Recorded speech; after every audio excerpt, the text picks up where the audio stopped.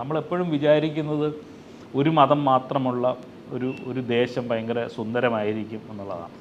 സത്യത്തിൽ അതല്ല എന്ന് നമ്മളെ പഠിപ്പിക്കുന്ന ഈ വൈരുദ്ധ്യം പഠിക്കുമ്പോഴാണ്. യഥാർത്ഥത്തിൽ ഞാനത് പഠിച്ചത് അതിനു വേണ്ടിയാണ്. ഇപ്പം ക്രിസ്ത്യാനിറ്റി ലോകത്തിലെ ഏറ്റവും സമാധാന മതമാണെന്നൊക്കെ പറയുമ്പോൾ പോലും കൊല്ലലിൻ്റെ ഒരു വലിയ ചരിത്രം അവർക്കുണ്ടായിരുന്നു എന്ന് നമ്മൾ മനസ്സിലാക്കേണ്ടതുണ്ട്.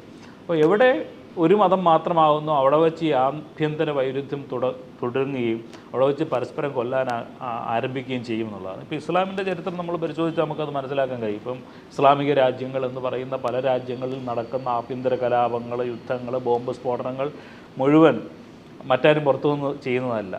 അവരവരുടെ സഹോദരന്മാരെ അങ്ങോട്ടും ഇങ്ങോട്ടും കൊല്ലുന്നത് ഷിയയും സുന്നികളും തമ്മിലുള്ള പ്രശ്നത്തിൻ്റെയാണ്.